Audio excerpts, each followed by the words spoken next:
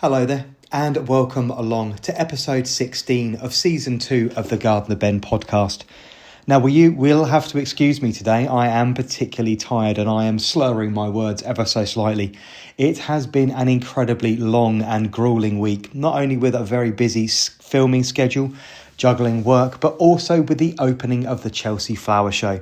The world has been glued to the coverage across the BBC, and for those lucky few like myself, we actually get to visit the show in person and get the first glimpses at some amazing new plants and some designs that are being launched onto the markets, which will sculpt and mould our gardens for the decades ahead. New rose releases being made by Peter Beals, including Linda Lee and Ashton Wold. Two beautiful varieties, absolutely stunning, open in their form and radiating colour, both perfect for pollinators. Closely followed in suit by David Austin Roses, who have launched the Marmite Plant of the Year, with opinions being divided across the internet with the King's Rose, an open-formed striped variety with marbles of magenta pink, cream and white. And finally, a release from the Harkness Rose Company, Catherine's Rose, a deep salmon pink rose which is absolutely beautiful in the flesh. The show also saw Hillier Garden Centres walk off with the prestigious Plant of the Year award from the RHS for their new edition, Philadelphia's Petite Perfume Pink, a variety that I featured on my Instagram, YouTube and TikTok accounts just a few days ago. Launched newly into the UK market, this smallish variety will reach around 1.5 metres tall and 1.5 metres wide, making it perfect for growing in a small and compact space. Flowering for the first time in pure pink, it will fill the garden with its strong mock orange fragrance in the months of June and July, and I'm really looking forward to bringing you some more information on that variety over the next few weeks. I really enjoyed the show, and it was an absolute pleasure getting to walk around the showground with so few people on it during press day. I hope you've enjoyed the coverage if you haven't managed to get to the show yourself and have taken away some wonderful ideas. This year saw plants being the focus of many gardening designs, as they should be in my opinion, with multi-layers of colour, form and texture, and including for myself some beautiful roses and herbaceous perennials. So I hope that you've taken many ideas away from the show that you'll replicate on a smaller scale in your own garden. This week, the Gardener Ben podcast heads off across the Atlantic Sea, and we're heading to Boston, where I get to talk to the president and vice president of the New England Rose Association. Now, as you'll already know, I visited Boston and spoke to the group of rose enthusiasts back in November 2023, when Mark and I were invited along to talk at their AGM meeting. We had a wonderful day getting to know not only the president and vice president, but also the other members of the Rose Association, and feeling the love and passion they have for the subject. I hope that you enjoy our conversation. Now, way back in 2023, I had the pleasure in travelling all the way across the pond to Boston, where I met two lovely ladies that are joining me on today's call, Lauren and Regan. Hi, how are you both? Good. How are you? Very good. Thank you for having us. No, it's an absolute pleasure. I'm so glad that we've managed to, between the three of us, managed to carve out the time and obviously work out the technology that involves an international call with three people on it. Yeah. Well, Lauren is our tech guru, so as long as she's around, the tech is usually good. So Now, obviously, I have to explain to the listeners that are listening along at the moment. Lauren and Regan, you are the president and vice president of the New England Rose Society, which obviously I was very, very honoured and really, really grateful. I had the most wonderful day to come and talk to you guys back in October or November of 2023. So please tell the audience a little bit about what the New England Rose Society does. Okay. So we have been a kind of group of rose enthusiasts since 1940. We actually have some of the original members, well, one, right, who's still actually with us and comes to meetings at times. Yeah. We are really working to make rose gardening as accessible to everybody as possible. We are trying to really encourage both the community part of New England Rose Society. We do like outdoor gardening events. Our meeting today or this afternoon is actually, we're going to be going to one of our Rosarian's gardens. It's a public garden that she uses as a place of respite for caretakers. It's called Rest Stop Ranch. And so the whole group is all going to go and help open up her garden kind of as a collective. And part of it is we're going to be doing her a service. It's just run by her and her husband. But then also we're going to be, opening the garden with our like experienced Rosarians. And so it's a little bit selfish where I'm going to just get to prune with, the masters. Yeah. And I think one thing, Lauren, both Laura and I are, I'm 41 and, Lauren's in her late 30s. But, I feel like when people think of rose societies, they think of these, ladies with these beautiful hats and, prancing about. I like hats. I like hats too. I've got no hair. They're essential. Well, I think what we're really trying to do is just change what rose societies are all about, and getting everyone in the community involved. If you are interested in being a rose show exhibitor, or if you just want to have one rose on your back patio, roses are for everyone, and we just want to have fun with it. So. It's absolutely fabulous. I mean, I've talked on the podcast at some length about this particular trip. The trip over to Boston. Obviously, we went for leaf peeping. That's what we were in Boston for. We did the Kankomankas Highway all the way up through to Vermont. We saw all five of the New England states. We had a wonderful, wonderful time. But the highlight of the trip certainly was coming to you guys. I was really nervous. I don't do very many talks, but meeting your members was absolutely wonderful. We were both Mark and I, because obviously Mark came for lunch as well, and we were blown away by how friendly, how welcoming, how diverse your group of people is, and just how lovely you all were, and just how warm and welcoming, and how very, very interested you all were, and not in each other, but obviously the subject, and that real sense of community and as a society, all sort of standing together. And I say it was a lovely group of people, and we were really, really touched by that. So your ethos that you're trying to put through the group is obviously it's really working. Oh, thank you. Yeah. So sweet. Yeah, we have the best. We have the best community here. Yeah. And it's been, I would say like the society is kind of like ebbs and flows and energy of sorts. And I think as the different big like sectors kind of go through different life phases. But it seems like, everyone was so excited that you came. And and everyone's like, we're going to go see Ben today. Ben Steiner. Yeah. And I think it's like in the end, what unites us, what keeps bringing us back, and what we find energy from is actually talking roses. And so it's, with everything that's going on, just always going back to, being outside and enjoying the sunshine and, the thorns. It's all part of it. Yeah. I mean, I must admit, it will remain. I mean, the audience are bored of hearing about it, but nobody knows who I am in the UK. So to board a plane and be recognised on a plane to Boston was weird. To be walking down a high street in Manchester, to be in America and be recognised was even weirder. And to be sort of walk into a room where loads of people on the other side of the world knew who I was even stranger. So yeah, you've given me some lifelong memories for which I will always be very, very grateful. But obviously, you explained earlier that the two of you say both. We're going to say we're both hovering around. We're going to say 40. So you're both really quite young for this kind of thing. How did you both get into roses and gardening? Well, I started gardening when I was really little. I remember my mom's house or my parents' house back when I was 6 or 7. My parents' house too. Yeah, our parents. Just gonna say.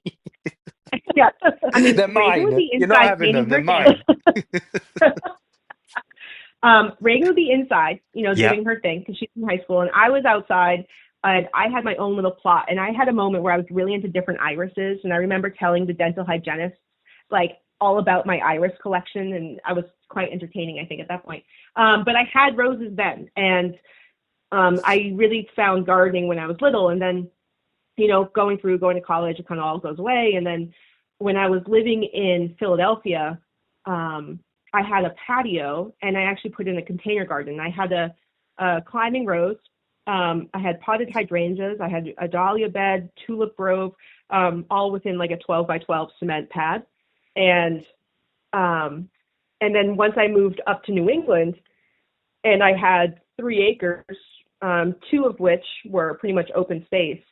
And the people who lived there before me had a very intense, like, foundational plantings, a lot of shrubs, a lot of classic, but it was well done and well taken care of. So it gave me some time to kind of get situated, and then I've kind of just been making it my own. And so for me, it's been a lifelong thing. I remember, like, even when we were getting new, like, cats and dogs and such through, like, my childhood, I used to open my mom's gardening books and go through the different flowers and pick my pets' names from the flowers. So I had a cat named Petunia. Turns out he's a boy, so it was Pete Tuna, which turned to Pierre, of course. But the intention there was to keep the floral theme. And how about yourself, Regan? Yeah, I have to admit, I am a pandemic gardener. Okay. I will say though, Lauren definitely was the one when we were growing up, with her, helping our parents in the garden. But I remember in West Hartford, which is a town we grew up in, there was one rose, and it was yellow and with red edges. And I'm born June 19th, and so rose is my birth flower. And I remember our mom would always say, "Oh, that's Reagan's rose," even though I did nothing, for it. But I always thought of roses as my, just like my type of flower. Yeah. But then, and I really didn't do anything with gardening at all, and except for maybe a house plant, a pothos. And then when, we were all stuck inside and like I needed to be outside, I actually used to go, there's Mahoney's Garden Center, which is, there's a bunch of different locations, but the Winchester one that's right by our Medford apartment, I would go and I would walk up and down the aisles of the rose section. I was just needing that place, and it was a place that I was away, I was outside, and just surrounded by this joy where everything else felt like it was just closing around us. And the woman there, Jeanette Danahy, who was at the time the New England Rose Society president, she would be there. She was like basically it would be her, and she has one helper, and she was like, she would see me a couple times, and then she was like, "I think you need to bring one home." And that my first one was Lady of Shalott, I'm and just going to say I'm just going to ask what the gateway plant was, because there's yeah, always one that gets a shoehorn in, and then there's a crescendo there afterwards. So it was the Lady of yeah. Shalott. Well, I was looking for Lady Emma Hamilton when I went. So I'd walked up the aisles multiple times, and I went on David Austin's website. And Lady Emma Hamilton, I could not get over that vibrant orange, the sunset colors, and it, at the time it was advertised as a strong scent. But Lady, it's really hard to find, as Well, you know. it's like a And little bit like the proverbial rocking horse poop, isn't it? It's you either lucky enough to hit gold with it, yeah, it appears on a website where you can order it, or it rapidly disappears and evaporates and never seen again. exactly, but my number 2 was Lady of Shalott, Yeah. and I know David Austin at the time was advertising as beginner friendly. And when I went to back to Mahoney's to actually buy one, I went with Lady of Shalott. Especially with the pandemic, I just couldn't take failure. So and Lady of Shalott is definitely proven. I mean, beginner friendly. I had a very young Lady of Shalott, and my one of our family's puppies came through and mowed her down, snapped the main cane to 3 inches tall. She looks great. She's like 1.5 feet tall again. Like, she will not be held back. Yeah, she's a big girl. She's vigorous. And how are you both So growing the Lady of Shalott? Because here it's advertised either as a large shrub or a short climber. Are you both growing it as shrubs, or are you growing it as a climber? I'm growing it as a shrub, but Ben, one of the reasons how I even found you was all of your videos that you do, in your categories, and in the shade, and that was one that I grow under a tree. Yeah. I didn't Okay. Yeah, and she that's how so she's a shrub, but she is a beacon of light at the beginning of spring. I mean, she is full of blooms, and she's just one big orange mass. Exactly. Yeah. It's pretty impressive. So Now, whose collection? I can't remember a second ago. Whose collection admitted to having 208 roses? Is that Lauren That's or is that Reagan? that's me. That's I have quite a small garden. I could not fit that many. a. Well, we last March, whatever. My husband and I lifted almost an acre of sod, and we converted it into my garden. And so I have a lot of space. And it started out, I mean, so Reagan got the Lady of Shalott, and then she was the one who introduced me to David Austin roses. Hmm. And then, so, I go on, and then Emily Bront, Desdemona, and Jubilee Celebration, I think, were my first three. I gave Yeah. remember that was when Lauren was pregnant with her first daughter, her daughter Isla. And you gave me Desdemona, yeah. Yeah. And then Bliss Parfuma, who's not David Austin, but so that was my starting. And then Gateway drug. Yep. And then love them. So now when I expanded, I mean, we got a tractor. We had to do a lot of leveling. I did all the hardscape. My husband and I laid every paver of all the pathways. I drew it up on AutoCAD because my husband's an engineer. And so it's like, I mean, I'm a spreadsheet person. I have spreadsheets of all my roses. But so I have it all organized. And so everything is actually, I have a lot, but they're all very young, except for kind of core, maybe 12 roses. And then last year I added about 50 or 60. And then I am embarrassed to admit that this winter, I got a lot more. Come on, vocalize the number. You've got to own it. Lauren was actually shipping them to my house and then sneaking them into her house. To hide them from people. It's totally normal. Well, I'll vocalize the number here. I've added 65 to the collection this winter. Stands me Yeah. at 375 different varieties now. It's Wow. it's a lot. Okay, so yeah, I think I've added about somewhere in the realm of low 70s this winter. Many of which were, it's okay. So Palatine, right? Palatine is this grower distributor in Canada, and this was their last year. They announced it last summer, but this was their last year ever shipping to the United States. Yeah, they were. And I do remember hearing that they were sort of closing down, and the nursery still exists, isn't it? But they're just not shipping to the yes, States. but they're also, I think now I don't want to speak out of turn because maybe I'm wrong, but my understanding is that they're kind of winding down the business in general. So like they're kind of they're phasing themselves out, which is, it's so hard because they have these varieties that you cannot find anywhere else on the continent. So like a bunch of Cordes, OGRs, things that were like, in a commercial sense, they are the only place you can get them from. Yeah. The quality is quality. Yeah. Oh, they're beautiful when they came. And so knowing that this was my last year, like I had my list on a yellow legal pad of all the ones I was interested in. And then I had actually set up like an auto refreshing a plugin for my Google Chrome, so it was automatically refreshing, and then I started running it December 2nd. Most people do this for concert tickets, not for roses. Yeah, exactly. I'm saying this is normal, Ben. This is normal. So I kind of just saw it as like this year I had to kind of like jump on things, and then like it's so funny because when I was on maternity leave with Isla, my first one, the David Austin Bare Root sale opened on my birthday at 4 a.m. when I was up, nursing my infant. And I was like, it's a beacon. Like, it's a sign. And so, it's beyond, we get you in the winter when they know you have nothing else to do and you're dreaming of green. And so then you buy 20. That's it. Yeah, but And then Lauren was also able to get Jude the Obscure, Lady Emma Hamilton, all the unicorn roses. Yeah. Lauren's the first one on the list.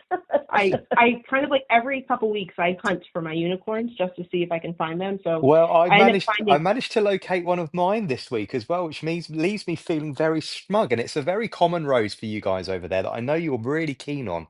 Evelyn from David Austin Roses. It's retired Oh yes. retired here, and I'm not.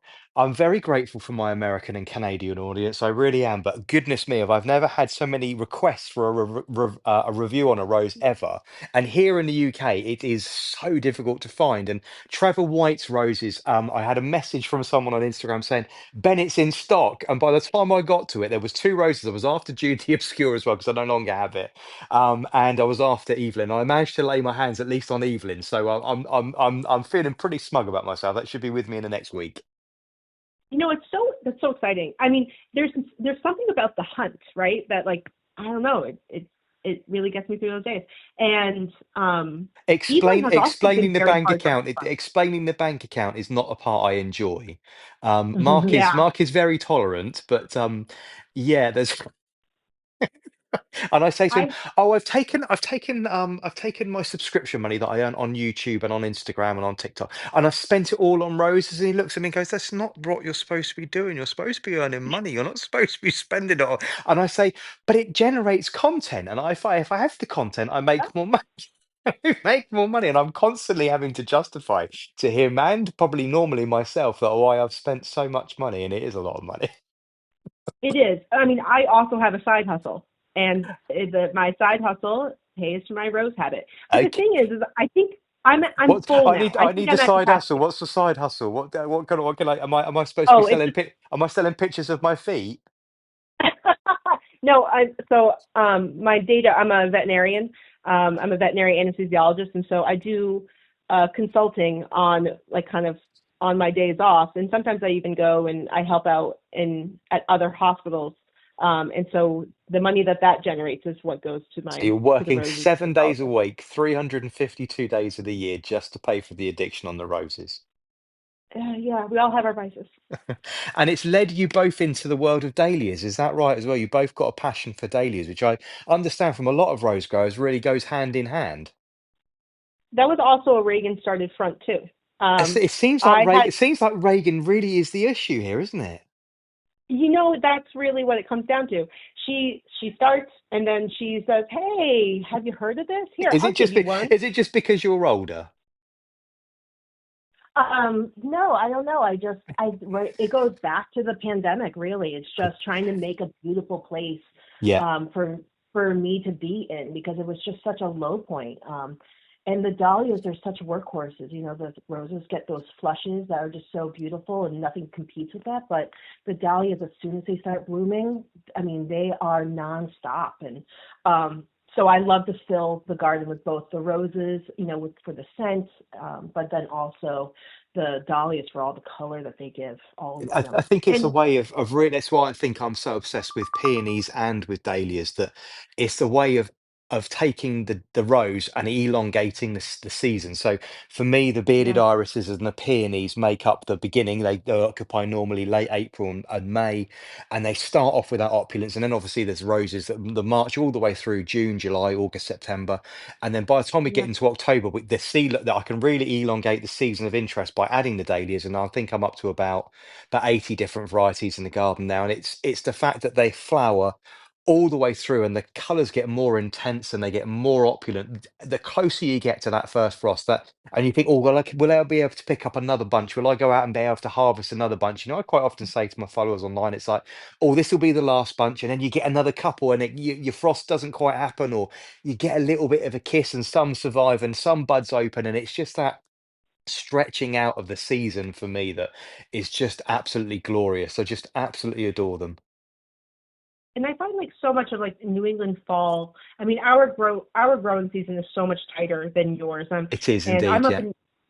I'm up in New Hampshire, so my last frost date, like the guaranteed last frost date is is Mother's Day, so May 17th, I think, Okay, somewhere yeah. in that range, May It's 20th. I normally say it hovers even in here in the UK. It normally hovers around my birthday, which is May 20th.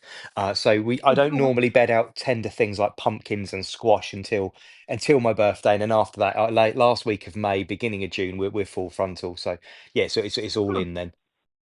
But then good. Is it that we get our first older? frost might not arrive until 2023. We didn't get a frost until just before Christmas. It was literally the last week of December, and this year it was slightly earlier. It was about late November we had our first frost. But you guys, I mean, it arrives and it literally mows everything down, doesn't it? You quite often have like 6 inches of snow, and that's your season very much with a line drawn over the top of it, and it's done.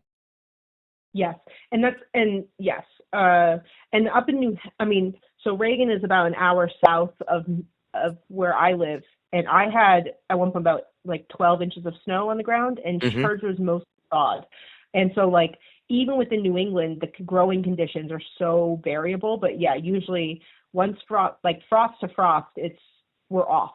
Yeah. It's done. Again, I mean, Whereas I think obviously. you guys get more temperate. Well, very much so. Yes, I mean we can be in obviously in degrees Celsius as we monitor it here. We can be sort of 4, 5, 6, 7 degrees all the way through to just before Christmas, and it's not until Christmas that we really get a cold frost. But obviously, we were obviously looking at moving across there when we came across and did our leaf peeping tour of New England, and we were very much looking at areas we wanted to live in. And I've never, ever in all of my days had to pay so much attention to that geographical map. And now I know it's been reworked quite substantially, isn't it? Your growing zones have changed ever so slightly over the last 12, 18 months. But yeah, to be going into an area, for instance, we looked at a house in Connecticut, the foothills of the Green Mountains, which are absolutely adored. I mean, it was beautiful, but the temperatures there during the winter were forecast to be down to sort of -18, -20, which for you guys is very normal but for us here in the UK, that's proper brutal. That's I wouldn't expect a lot of the garden here to survive at that kind of temperature. So, and then we drove up all the way up to Vermont, and we crossed a lake, and we very briefly touched on the Canadian border. And we woke up one morning to a frost there that was about -10, which lifted really quickly. But for us, that was a brutal temperature. I mean, walked outside and then, oh my goodness, it kind of takes your breath away. But again, for you guys, that's normal. That's a normal sort of normal winter's day. But I wouldn't go out and work in that kind of temperature here in the UK. I'd stay at home and look at it out through the window. Yeah, I mean, it has gotten to the point where now going to work during the winter, I don't always wear a jacket. I feel like it's hard in my blood. You're gonna you're gonna make me just feel cold just thinking about it. Wow, So you guys really went all over, because we did, Vermont and is really far. we did, and Um, because and we didn't actually make you guys aware of this because we didn't want it. We didn't. I was so grateful to be invited to talk to you guys that we actually drove the Kankamankas Highway 4 times. We went all the way up because we had accommodation booked, and then we had to motor our way all the way back down, sort of in this sort of diagonal carve all the way through the New England states, right the way back down to Boston to talk to you guys. Then we had accommodation booked right up at the top again, so we had to go motoring all the way back, way back up the Kankamankas Highway again, all the way up to the very top of Vermont. Again, just to just to make sure that we didn't miss the marks. But yeah, we did. We travelled. I can't remember actually. This is not our that wasn't our first big America trip. We were lucky enough in 2009, 2010. We came across and we did the whole of Route 101 across from LA all the way through up to San Francisco, all the way up the highway, all the way up through the National Redwood Forest, all the way up to Seattle, before we then flew down to Phoenix, and then we did a bit of driving, and then we did the other coast as well. We went into New York and back, then finished at Washington. So we've been lucky enough to see quite a lot of the states over quite a large period of time. So yeah, was an absolute joy. We very much enjoyed ourselves, but hence why I've now lost 6 stone because I put on so much weight during that trip and then went straight into Christmas here, and then the whole of 2024 just couldn't get the weight off of me. So yeah, no, something had to be done. reset. We were thinking about coming to UK next year Oh, for, do it. to look for, I know you had said something about the Chelsea Flower Show and some of the other shows. Yes, yeah. When we talk to you, and we would love to plan, I think, a trip to see all the different gardens. We would love a list for you. Sissinghurst, and I would love to get in to see Woolerton. Yeah. I mean, I wanted to see Woolerton last time I was up at in Shropshire at David Austin, and unfortunately the gardens was actually closed. And I don't intend to go up to David Austin for some time, but I might have to make the pilgrimage because it's one of the best gardens in the country. So it would be great. I say obviously you guys need to look us up when you come over and spend some time wandering around the garden here. So we absolutely will. Yeah, definitely. Sorry, carry on. No, I was just thinking, like, I have, I forget her name, but she's from BBC's Gardener's World. We love Gardener's World. We love Monty Don. If you're listening, Monty, call us.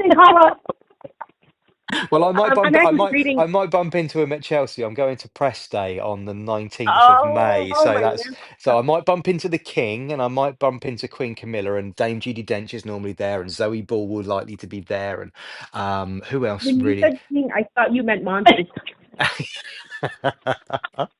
I was like, yes, you have the same reverence for him too. No, we love all the British gardeners. We follow all of you. Well, I think it's so one of the things that New England Rose Society and the American Rose Society is working on is the preservation of Anne Belovich's Rambler Garden.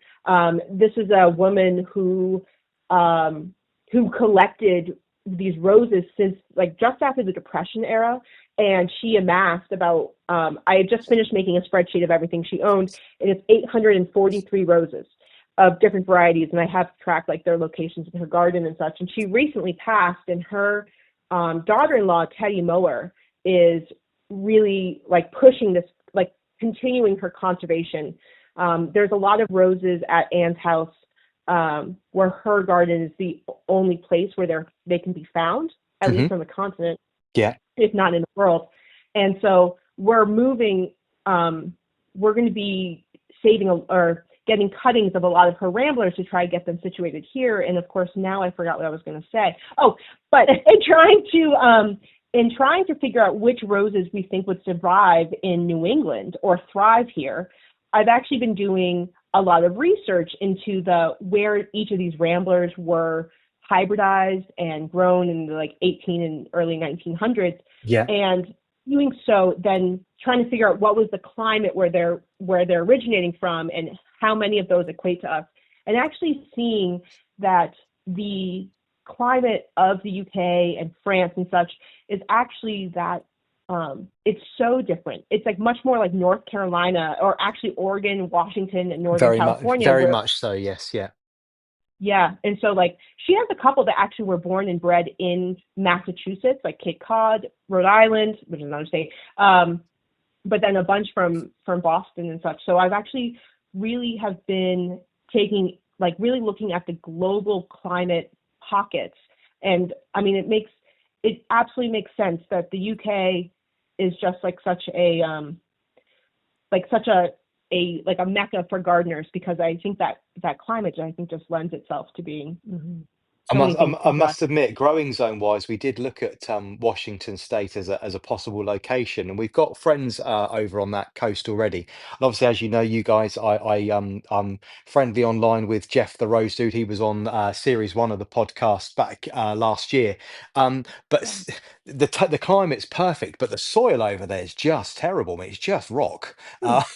There doesn't seem to be any topsoil, so I've kind of vetoed that idea just on the basis that there doesn't seem to be any earth there. It just all seems to be stone and rock and really craggy.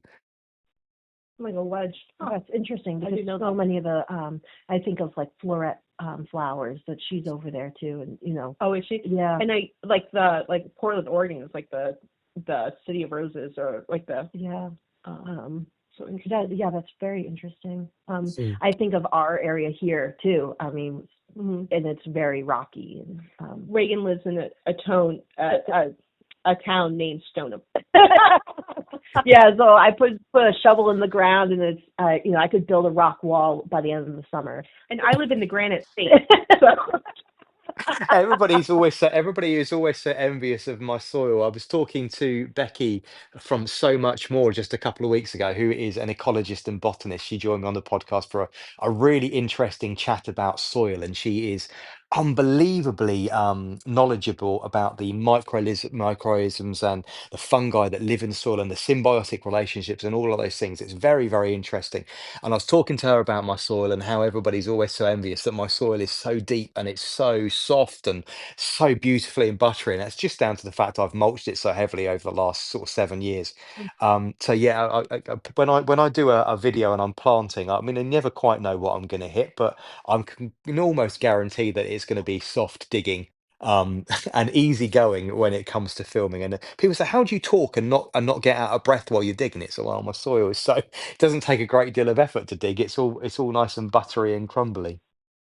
Oh, now you're just showing off. I know, and it's because again, we all know and suspect that someone goes ahead of Monty Don and digs the holes first and fills them back in. So when he's digging on garden as well, that it's all nice and easy going. You never see Monty Don but dig up a house brick or a piece of clay pipe when he when he's I don't planting know. something in the dual garden. I watched him in the Big Dream Small Spaces, Yeah. and I saw him move a tree and a rock or two, a couple. But no, we love the British gardening shows. Yeah. That's one thing that I can't really think of. I mean, I know Carol Klein, that's her name. Flora has an HBO, they're on the HBO, but there's really not a lot of gardening shows. Programming. Yeah, a lot of programming. Yeah, which And is I which think is why I think I do quite so well out of it with my YouTube channel. I think a lot of you guys watch. Oh, sorry, I say you guys, but I mean Americans. They watch YouTube on TV a lot. I mean, it's not something we really Yeah. do here. We watch it on a computer or a phone, but I think it's very, very common for Americans to pop it on the TV.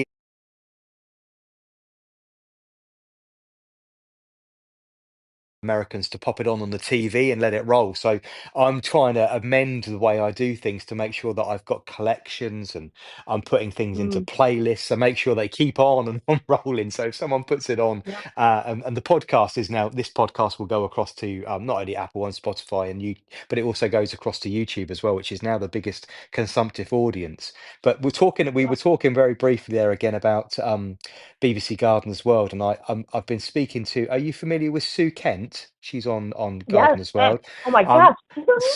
Sue is hopefully going to join me. She's too busy to join me for series two, but hopefully she will be joining me for series three. I'm going to keep badgering her because I'd really Yeah. really like to have Sue on because I love Sue a lot. She's always so happy and so smiley. So yeah, I'm really looking forward to hopefully speaking to her probably in the back end of this year. So September, October, hopefully Sue will join me.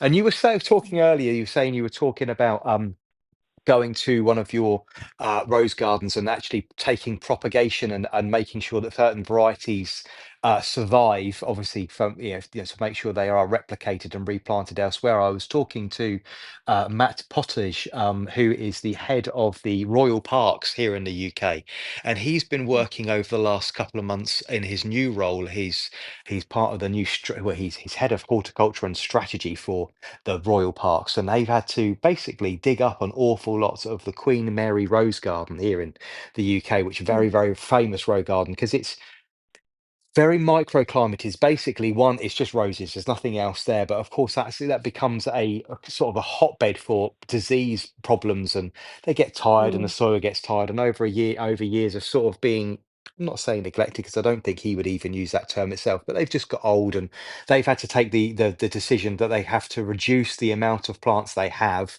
to focus on the quality of plants that they can actually have. So they've made the very, very tough decision to remove a little bit of the Queen Mary Rose Garden, turf it over, and focus on fewer plants but better quality plants, which I think moving forward as our climate changes is really important. I was talking to Brad over at Select Roses in British Columbia about this, and he's a hybridizer and he's selling roses out of British Columbia, and again he's seen such a huge shift in the climate over there, and the fact that the roses that he has to produce and the way that he's producing them has to be so much different than it was 10, 15, 20 years ago. He's been in the trade for I think 30, 35 years. He won't like me saying that because that'll give away his age a little bit, but he is saying he's having to amend what he's doing so quickly because the weather has Mm. changed so massively. And it's really interesting to hear you guys talking about your first frost dates and your last frost dates. When would you normally, the growing season, when would that normally end for you guys? November. Yeah, November. So you're pretty much Halloween. Yeah. Yeah, 'cause, Yeah. well, last Halloween it was 70 degrees here. Yes. It was Bizarre. very warm, and usually I stop fertilizing in September, like the very beginning of September. Yeah, which But is I what I think normally advise. Yeah. this year I think I'm going to go. My last time is going to be October 1st. Yeah. I tried to do it at the beginning of, I try to be really regimented about my first and the 15th of the month. Yeah. My different. The That this and actually. what's the season looking like for you now? I mean, here on the south coast of the UK, I was talking on a live event earlier that I was streaming, and we are about a month ahead of schedule. I've already got buds breaking colour here, which is obscenely early, and we don't have the first flush until about the first of May, of June, and it looks like it'll hit for the 1st of May. Are you guys experiencing the same this year, or is it are you about on par where you'd expect to be? Well, I did notice that I do have my first bud on my Pope John Paul. I mean, it's nowhere near showing any color, but I will admit I do keep, I mentioned earlier that I, don't have a very large garden, and a lot of my roses have to be in pots, and I Hmm. actually keep them in my garage in the winter, and I roll them out. They're huge. They're like 2 foot diameter pots, and these roses go up to like 8 feet tall because they're not at ground level; they're at pot level. Yeah. They're huge. And I do roll them out. So they do bloom faster, obviously. And so I do have one bloom that's coming, but the rest of my roses were mowed down by rabbits. So I I think was I going will to be. ask you because you messaged me, didn't you? And am I right in thinking you packed them into the garage like you normally do for Oh, winter protection, and you ended up with some sort of grazing rodent in there over the winter that has that was munched me. everything? Yeah. That's Lauren's That house was me. up in New Hampshire. Oh no. I. It's the graveyard. They're all dead. I lost like 55 or so. Oh Um, goodness me, that's an But awful then lot of she money ordered as well. 60. Oh. Well, no. Those were sadly those. So one of the things that we do for a fundraiser for the society is that the cast off inventory from some of the local nurseries, we will they donate it to us. They would have burned it, at the end of the season. Yeah. So they want to overwinter it. So they give it to us for free, and then we Use it as our.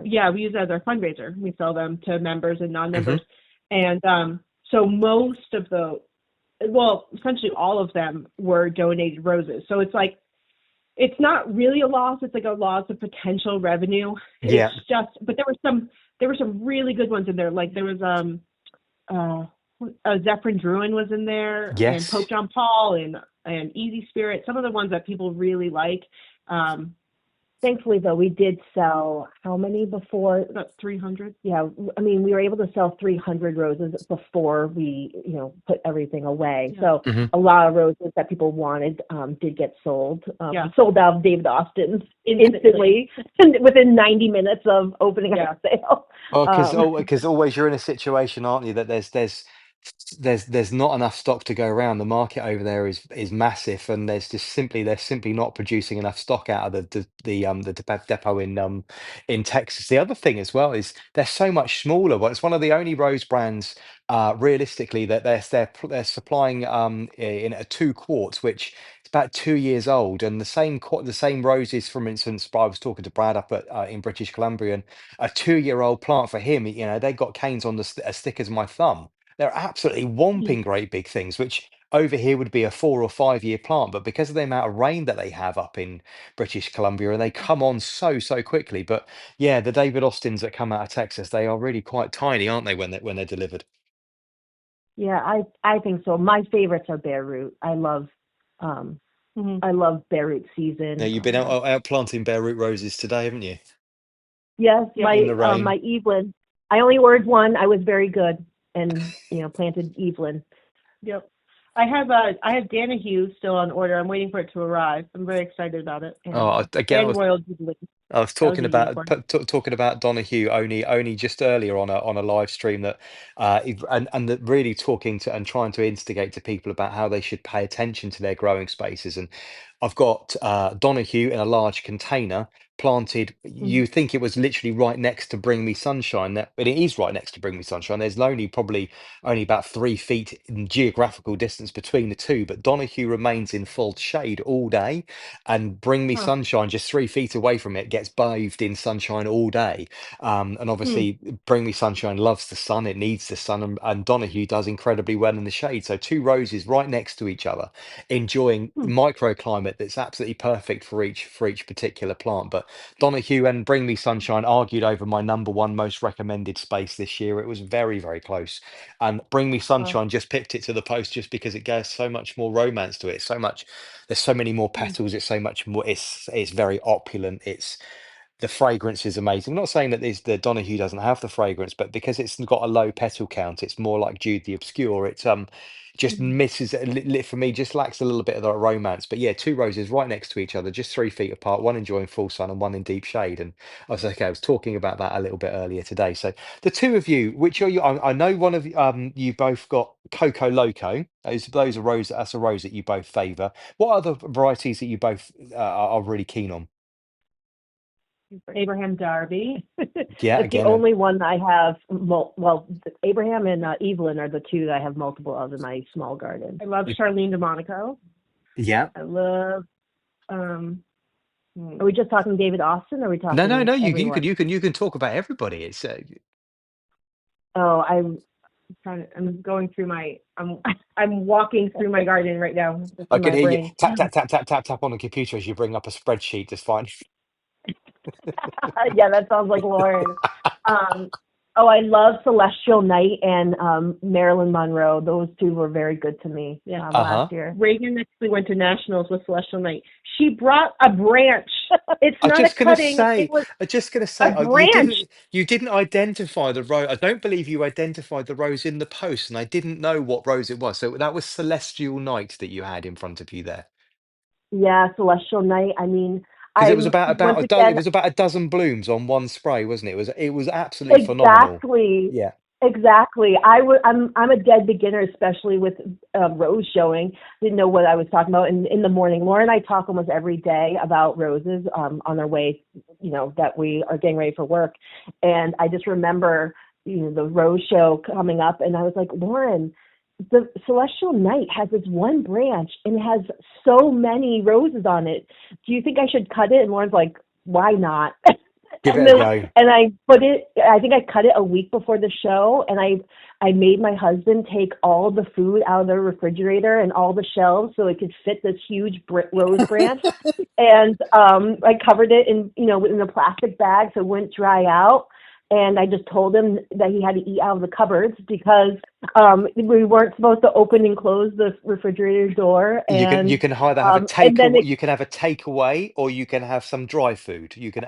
exactly, exactly. And he, yeah, and then it ended up winning, and it was best novice. I mean, it was an incredible experience. In novice, and then the judges moved it from novice to the real stuff, and then still gave her the win. And because they're like, no, no, no, no, no, this is not beginner level.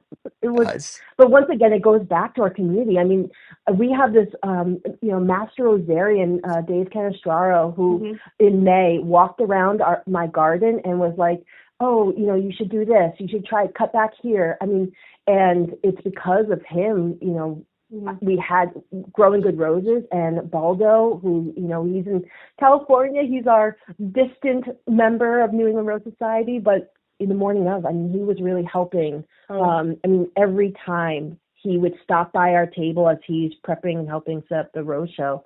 And, it's just the community. They really rally around us and to help us grow good roses. Yeah, We're well, very lucky. I'm just Googling Celestial Night because it's got an extraordinary color. For those listening along that want a little bit of a description of it, it's very much the color of Munstead Wood stroke Darcy Bustle from David Austin Roses. It's a deep cerise burgundy, isn't it? It's a really, really powerful color.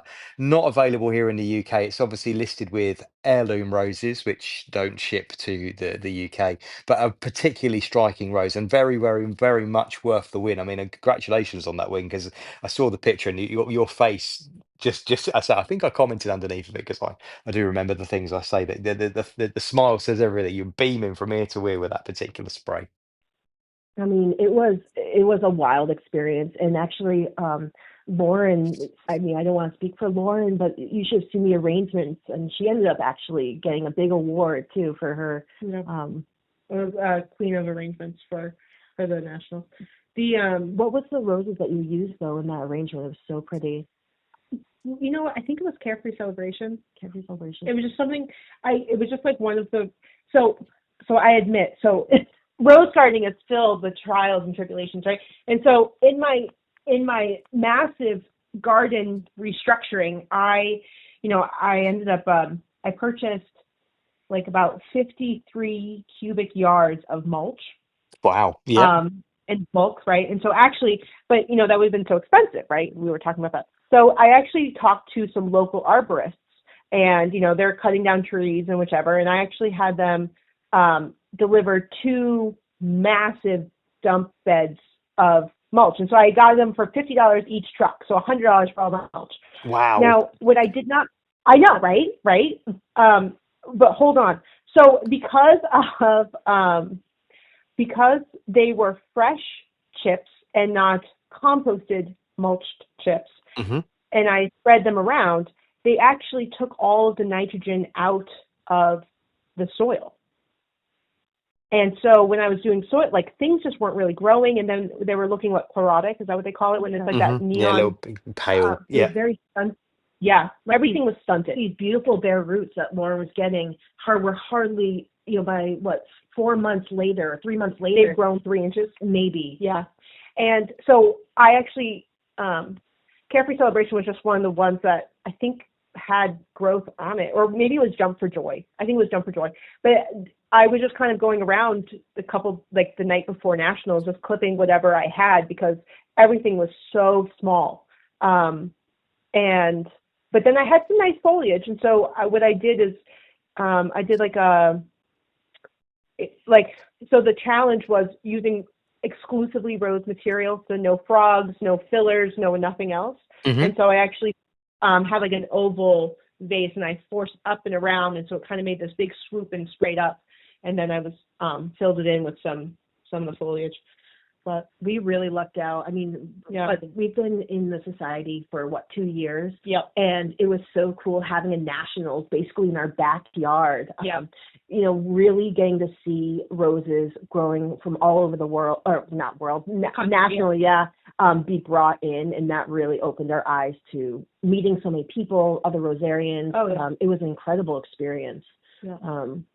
We hope we want to pass it on to all of our members too. We're like, oh, Yeah. experience. And it's funny because like I grow roses because I like having a garden. I like looking at them outside, and it forces me to go outside.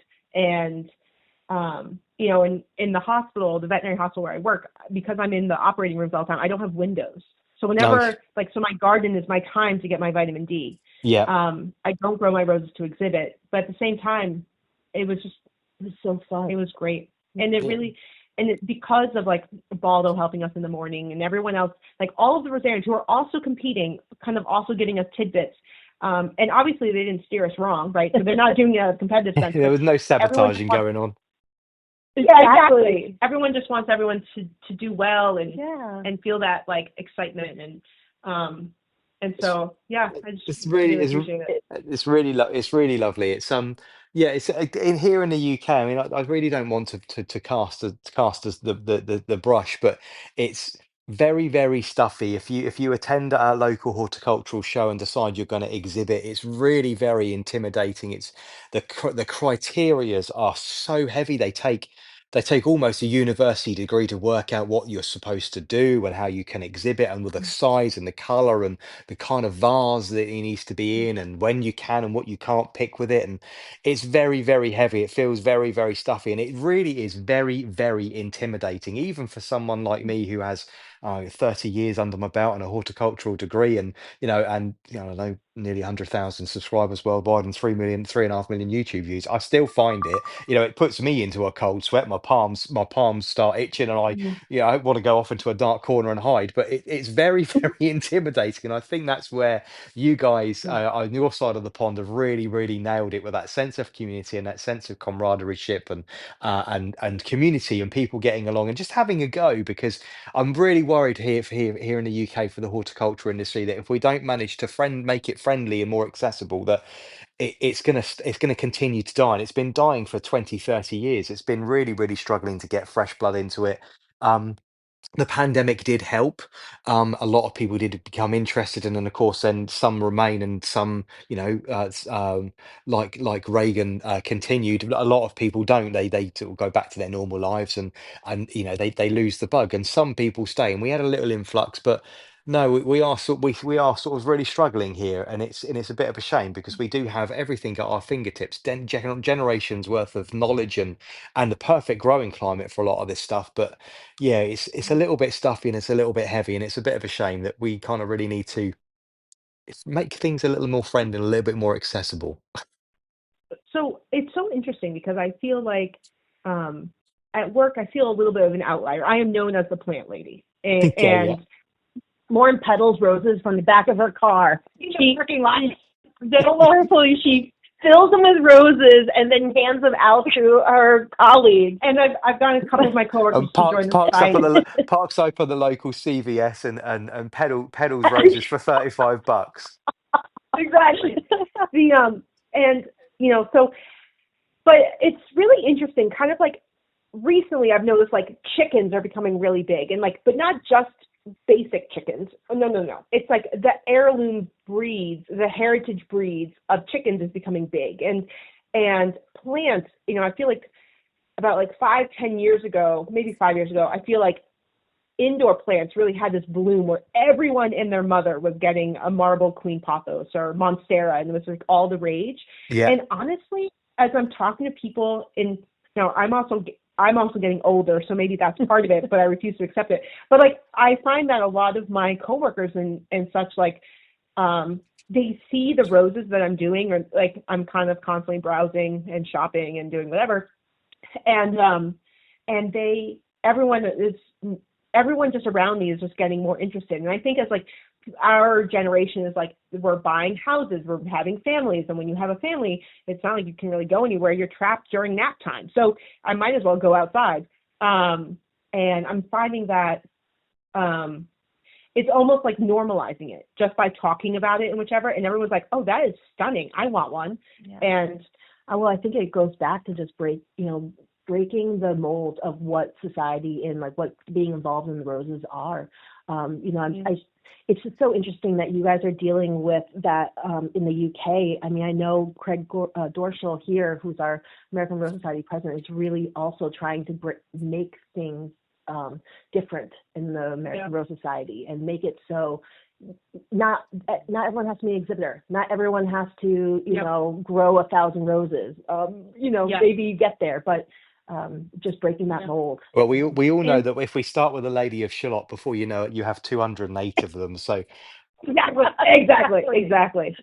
The so we've been really trying to come up with ideas of ways to make the society a little bit earlier, because I think it's really funny because we hear about stories of like there's this event called Lobsterfest where the Rosarians would collect on Cape Cod, which is like kind of the vacation area of Massachusetts, right on the beach, and they would have like beach bonfires and 80 people coming and the costumes and DJ parties, and like we're like, wow, that is not the society that we met. And so it's so interesting because like they have kind of had their heyday, and I think now that things are more online, I think people are a little bit more independent. You're not, because you can connect with people virtually, you don't really need to connect with people in physical space, and so one of the things that like with our meetings, I have tried very hard to make it standard so that every meeting that we offer is like a hybrid model where, if you're up in Maine 3 hours away, you can dial in and watch from your house, and you can chat and you can participate with the people in the room. And so but just kind of trying to make it as accessible as possible, because that is now the expectation, you Yeah. know, and it's not that being on virtual means that you're not gardening. It's just that I'm You not don't going to you drive don't 3 want to hours. spend 6 hours in the car doing a round trip. Yeah. Exactly. And so that's kind of, that has just really been a big thing for us. And since, I mean, so this is now what, our second year in like leadership of NERS. And since then, I think we've almost doubled our membership. Oh And wow, that's actually, amazing. the average age is a lot lower. That's something that's been really, I think a lot of other societies have noticed. Yeah, which means hopefully your memberships will last much longer. People will become lifetime members and they'll be with you and build another sense of community moving forward. So what events have you guys got coming up soon? So you mentioned you were opening up the garden for the season. After that, what events are you running moving forward for the rest of the year? So the May one is actually really exciting. So it's going to be the last Saturday of May, and Reagan is smiling behind.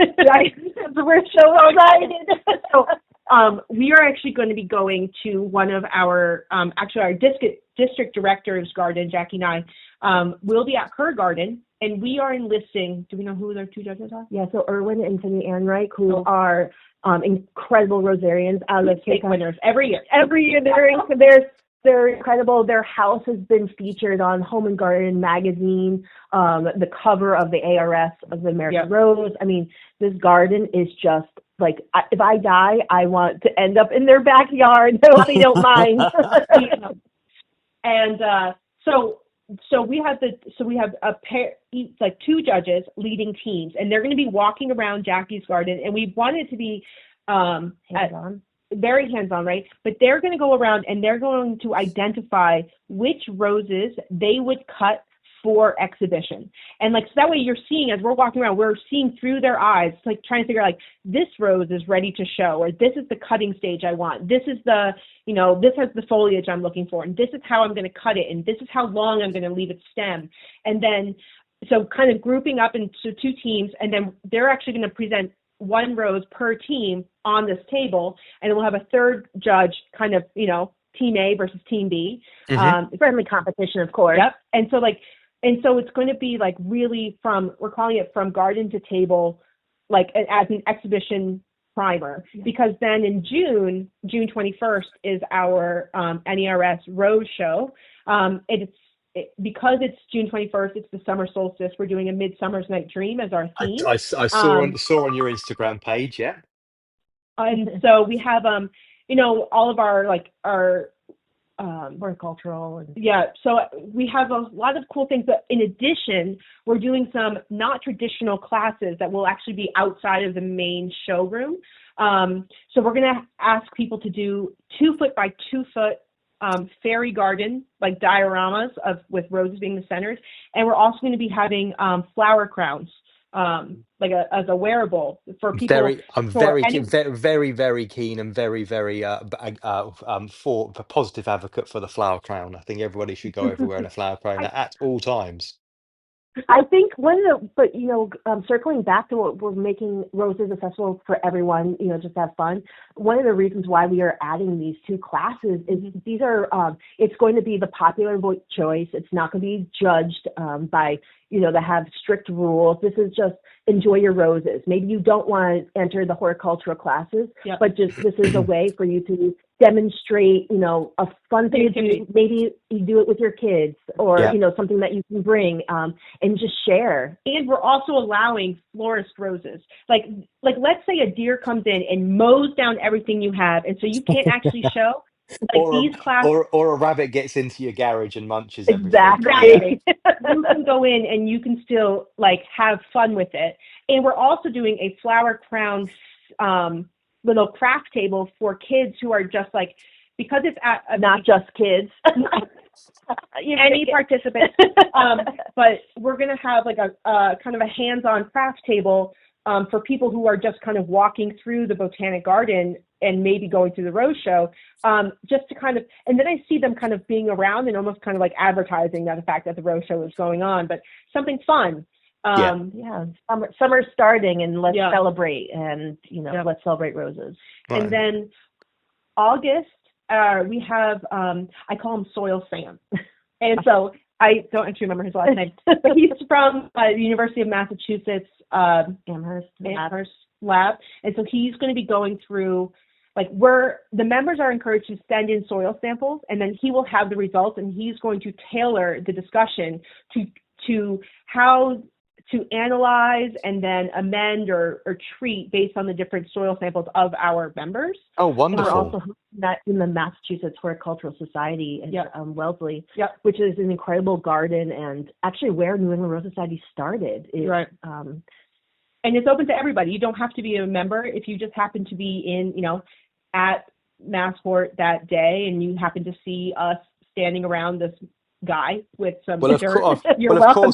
Of course, Mark and I received an invitation to the garden when we were over there, and we were supposed to be going the day after I spoke to you guys, and the weather was absolutely foul. It was raining really heavily. It was blowing a hoolie. And I said to Mark, there's not going to be a great deal for us to see. I mean, there was a couple of glass houses and things, but, obviously most of the displays moved towards, at that time of year, they were heading towards Halloween displays. And that's where it was really sort of, and it's like, we won't go. And I made my excuses, and I will get there at some point, maybe on my next trip. But I felt really guilty that we couldn't go. But the weather was just dreadful. And we were, I didn't want to waste a whole day of the trip and not sort of be able to see the most of it. But the weather was absolutely foul. I've actually never been, so Have you not? I'm excited to go. Reagan went last year. Oh my gosh, it's so beautiful, and they have a Hartley greenhouse, and that's all my dreams come true. And all different types of garden spaces and veggies and a labyrinth of garden. Yeah, it's really beautiful. I highly recommend.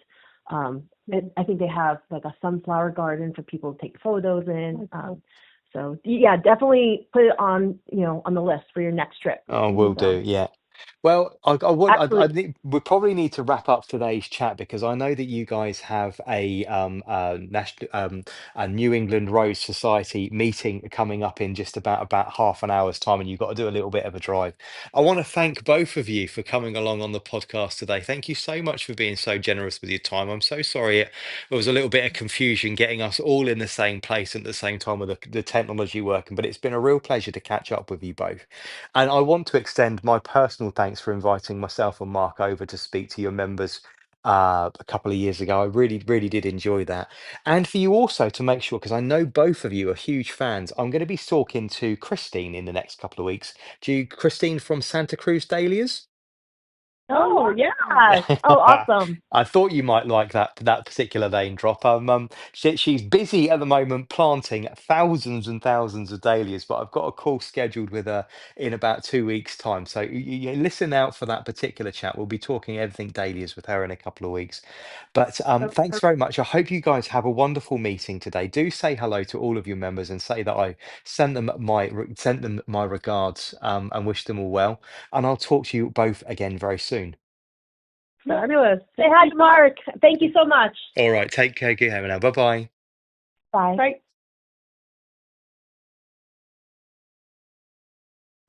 I really enjoyed catching up with Reagan and Lauren on our phone conversation. And as you can hear from their voices, their passion and enthusiasm for the subject of roses and their Rose Association really is captivating. With their association going from strength to strength, and it looks like it has a bright and very stable future. If you're interested in growing a particular plant, don't hesitate to have a little bit of a Google or have a look on social media channels and see whether you can join a local association or interest group to help spark your imagination and give you the support that you need to keep your passion growing. The horticultural industries across the world face many, many problems, so finding a sense of community and a network of support to give you everything you need is a really good thing. Next week, the Gardner Ben podcast once again stays on the American side of the Atlantic Sea.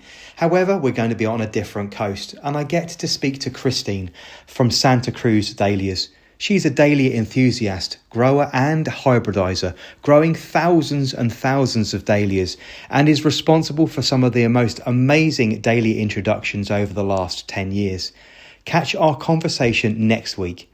Here in my garden, I'm pressing on with my personal growing rose reviews and, of course, a peony season, which is just starting to be posted across Instagram, YouTube and TikTok. This year, for the first time ever, I'm going to be reviewing a huge amount of roses, and not only all of them will be available for you to see for free across my Instagram, YouTube and TikTok channels. Some of them will be held back for paying subscribers only. So if you are wanting to see absolutely everything, do consider purchasing yourself a membership subscription on any one of my channels now. Right now, I'm going to take myself off for a hot cup of lemon and honey to soothe my throat, as I've been talking a huge amount over the last few days, and probably take myself off for a little lie down in a darkened room to recover. I hope that you enjoy the coverage of the Chelsea Flower Show across the BBC, and I'll catch you again next week. Until then, happy gardening.